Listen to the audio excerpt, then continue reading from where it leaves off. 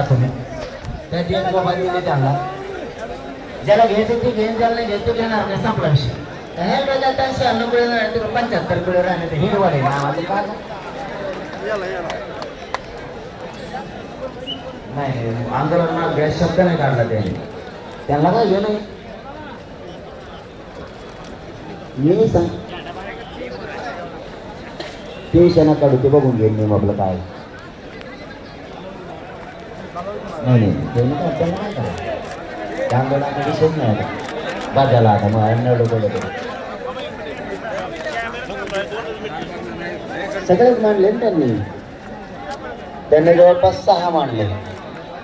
हैदराबादचं gazetteer, Satara संस्थांचं gazetteer, Maratha आणि कुणबी एक ACRचा एक मांडला, केसेसचा एक मांडला.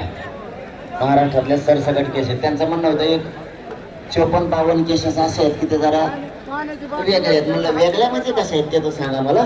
जाळपोळ दुसरा करीन ढकलेलं काय आमच्या पोलिसांनीच आमचे डोके फोडले.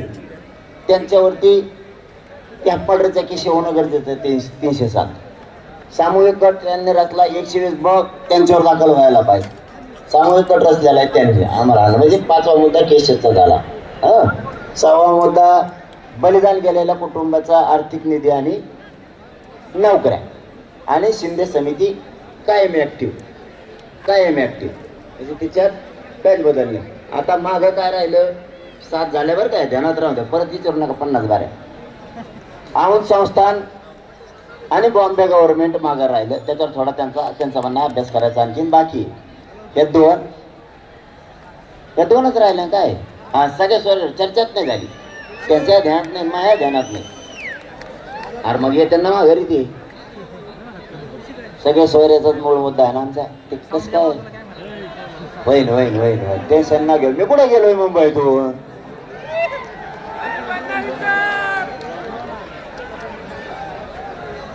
नाही हो ते नाही विचारलं मी त्याला. आम्ही शिंदे समितीला नाही ते जास्त प्रश्न विचारले. शिंदे समितीने चांगल्या स्वरूपाचं काम केलं.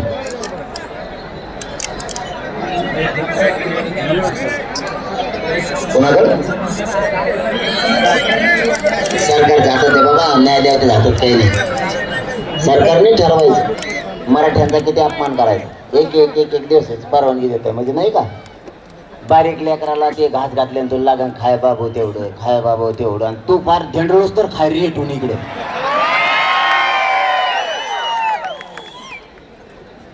मला सगळं करतंय सरकारच्या हातात. हे न्यायदेवतेला दोष कोणी देऊ नये. न्यायदेवता सगळ्यासारखे. मुख्यमंत्रीच साबरापणा करतो याच्यात आणि मुख्यमंत्री आम्हाला वेळ नक्की देणार, कारण इतके करोडो मराठी सगळ्या मुंबईत जिथं तुम्हाला दिसत असते अख्ख्या मुंबईत हिंडते. फक्त माझी विनंती आहे तुम्हाला सगळ्याला, गाड्या मैदानावर सुरक्षित लावा. म्हणजे पाऊस आला तुम्हाला झोपायला तुमच्या मैदानावर गाडीत जाता येईल. दुसरं, पोलिसांनी गाड्या अडविल्या तर त्यांना सांगायचं मैदान कुठे सांग, तिथं गाडी नेऊन लावायची. इथं रेल्वेत लय मस्त मजा. इथं 5 रुपयात माणूस कोणत्या कपारात जातो आणि नाही काढ तरी रेल्वे फ्री आहे म्हणते. आणि जाऊन तिकडे ती होती मी बुजीन मपली, तुम्ही आपला फुकट हिंडा. मला दुसरी पण माहिती मिळाली गृहमंत्र्याला आणि गृह राज्यमंत्र्याला दोघांना सांगतो. पोलिस मुद्दाम पोराच्या गाड्या अडवून ट्रॅफिक जाम करतात. मुद्दाम पोलिसांनी हे करू नका. गाड्या अडवल्या ट्रॅफिक जाम नाही होत काय होईल.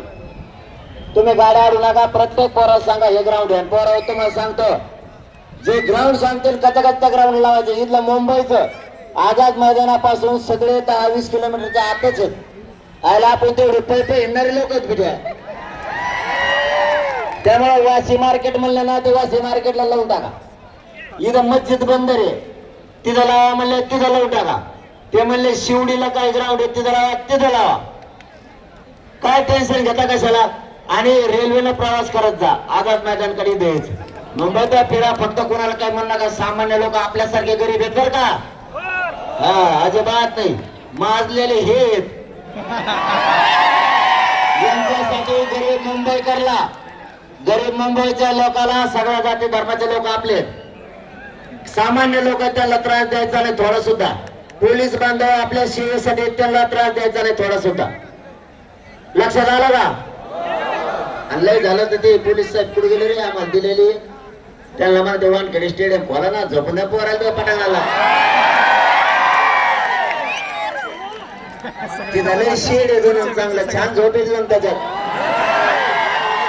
आणि आमचे लोक मराठी तिथं आसपास आहेत जण मला आता एक जण कानात येऊन सांगितलं ते म्हणला मराठी तिकडे जवळ आम्ही रेटून खाऊ घालू तुम्हाला. वानखेडे स्टेडियम आम्ही चेंडू खेळत होतो मी एवढं बरं आमच्या पोराला खाऊन झोपून द्या तिथं. हे बॅटीला हाणतोय ते बॅटीला चेंडू हाणतोय चेंडू हाणा आणि थोडे आता पावसाच्या पाण्यात राहू दे ना आम्हाला उचल रेटून झोपतील लेकर बाळा आमच्या गरीबाची.